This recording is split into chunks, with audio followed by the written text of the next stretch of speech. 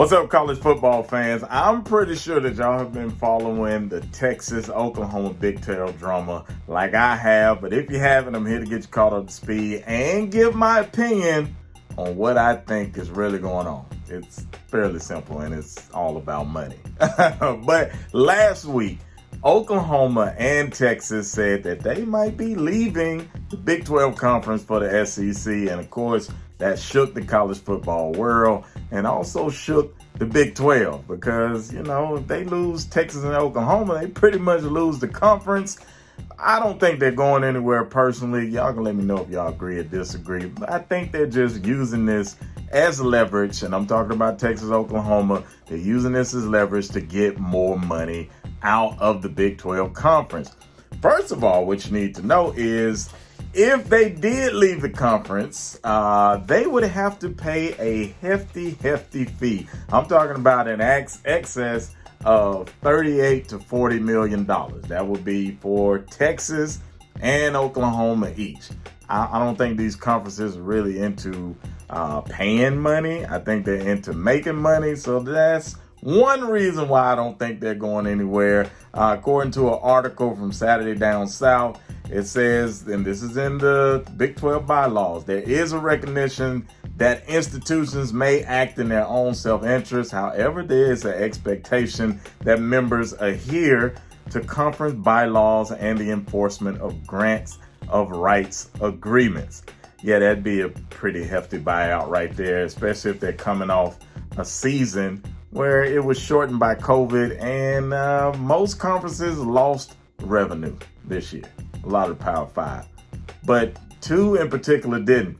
The Big 10 and the SEC. The Big 10 made more money in 2020 during COVID than any other conference during the football season, which is just outstanding. But, TV contracts, they'll do that. So here it is. Big 10 made $768.9 million. SEC, $728.9 million. Pac-12, $533.8 million. ACC, $496.7 million. And the Big 12 came in last of the Power 5 conferences at $409.2 million. I mean, I'd still take that amount, but in their world, that's probably like a lot of lost money. So I do believe that Oklahoma and Texas are using this as leverage. They're going to ask the conference for more money. They did meet with the commissioner of the Big 12, and that's Bob Bowlesby, and he issued a statement on Sunday night about this. He said the meeting was cordial, and the executive committee expressed a willingness to discuss proposals that would strengthen the conference and be mutually beneficial to OU and UT, as well as other member institutions of the conference. I expect that we will continue our conversations in the days ahead, and we look forward to discussing thoughts, ideas, and concepts that may be of shared interest and impact. Blah, blah, blah, blah, blah, blah, blah, blah, blah, blah. I think, this is just me, I think that a lot of commissioners and conferences are panicking right now, and they really have good reason to.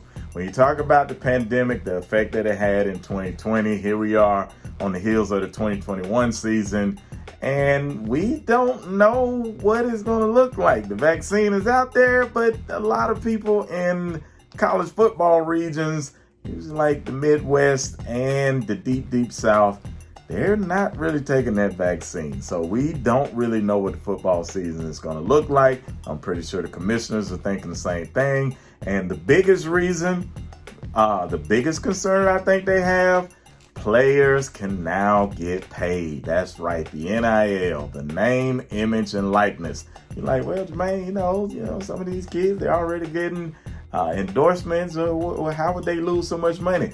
You gotta believe at some point lawyers are gonna get in these kids' ears and say, hey, it's not just your school using your NIL, but the TV, the TV stations, the broadcast, they're using your NIL, and we think you should get a piece of that pie.